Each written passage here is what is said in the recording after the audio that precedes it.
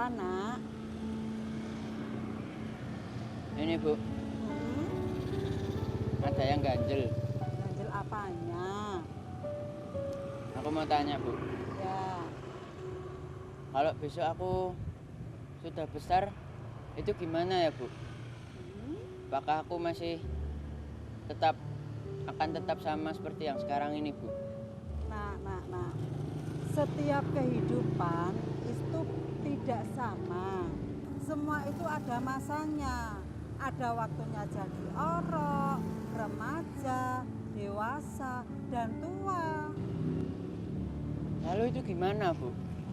Ya, seperti yang digambarkan dalam Pangeran Mangkubumi. Setiap manusia itu pasti mengalami daur kehidupan seperti panggung krapyak.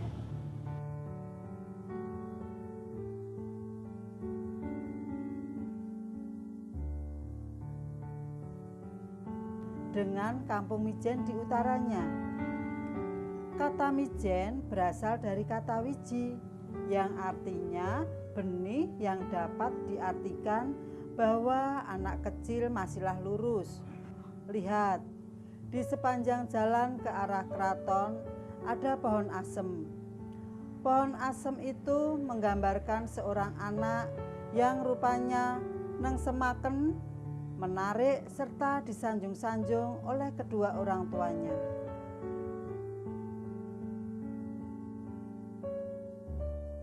Ya, seperti kamu sekarang ini. Dan tak lama lagi kamu akan menginjak masa remaja. Masa di mana kamu masih nengsemaken dan mulai suka menghias diri. Hal itu dilambangkan dengan plengkung gading, pohon asem yang daunnya masih muda, hijau, dan menarik. Dan setelahnya, apa yang akan terjadi Bu? Kamu mulai berani berbuat dan panca indramu akan berfungsi seutuhnya. Semuanya disimbolkan dengan kelima jalan dan pohon kueni serta pakel di alun-alun kidul. Di masa-masa itu pula kamu harus mulai menutup auratmu karena kamu sudah akil balik dan itu semua akan terasa sangat cepat.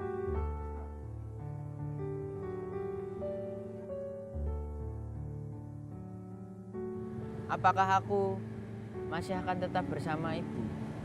Ya tentulah, Nak. Kamu kan masih kecil dan kamu masih membutuhkan ibu.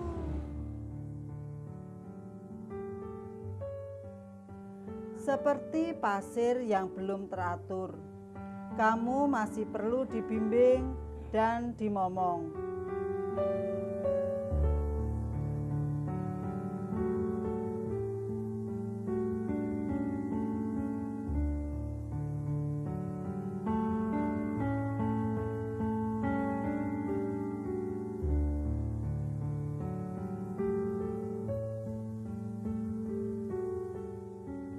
Namun di saat bersamaan, kamu mulai suka dengan gadis-gadis ayu.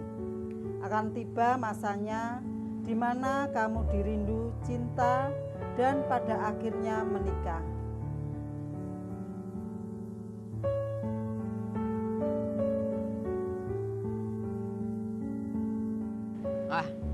Nikah gimana toh Bu?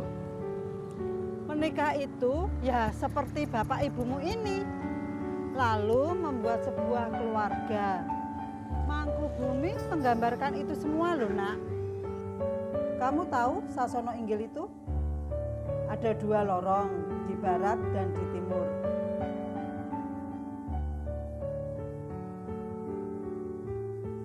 Itu menggambarkan kaki perempuan yang akhirnya berpusat di Kamandungan dan di Kamagangan. Di sanalah rahim perempuan yang adalah dasar kehidupan seorang anak. Di dalam keluarga haruslah ada benih yang dikandung agar keluarga itu harmonis dan hangat. Maka sang ibu haruslah melahirkan jabang bayi dengan selamat. dan selalu melindunginya dari pengaruh yang tidak baik, serta memberinya pelajaran budi pekerti. Karena itu, orang yang sudah berkeluarga harus bisa menafkahi keluarga dan memberi anaknya makanan yang cukup. Nah, pesan ibu, kamu itu harus bisa mendewasakan diri. Seperti tugu di utara yang mengarah lurus ke keraton. Sebagai pria dewasa, kamu harus berpikiran lurus dan sadar sangkan paraning dumadi. Dari mana kamu berasal, kesanalah pula tujuan akhir dari kehidupanmu. Kamu harus bisa berinteraksi dengan masyarakat dan menyatu dalam perjuangan hidup bersama. Manunggaling kawula Gusti, layaknya Gusti yang menyatu dengan manusia. Begitu juga raja yang bersatu dengan rakyatnya untuk mengusahakan kesejahteraan.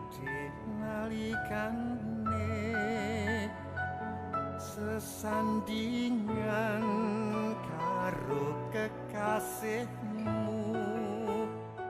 Terus apa yang harus kulakukan untuk bisa mencapai tujuan akhir hidupku?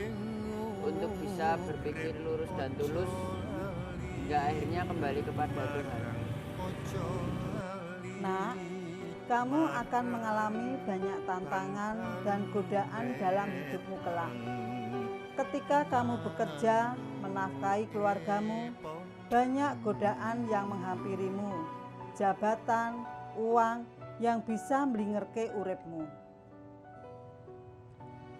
Godaan itu banyak. Kamu tahu, Nak?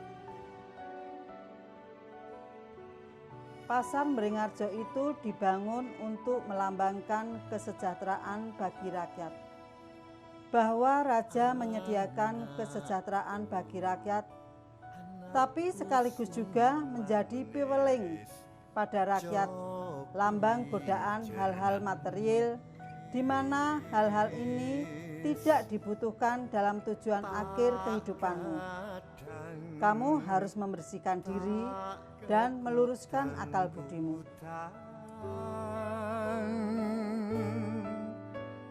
Ning pangwit wiwit pangwetan wis tanpa selo.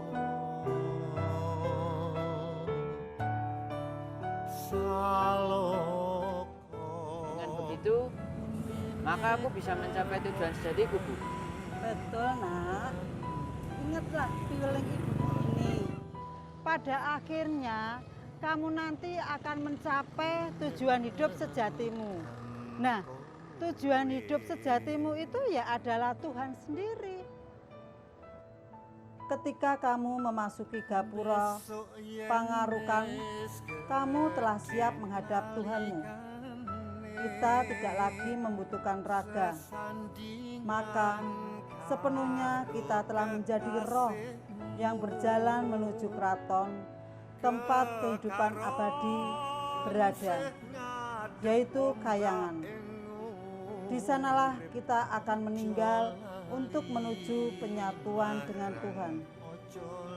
Itulah sakratul maut bagi kita, yang pada akhirnya kita sampai ke hadirat Tuhan dan menyatu dengannya seperti awal mula kita dilahirkan.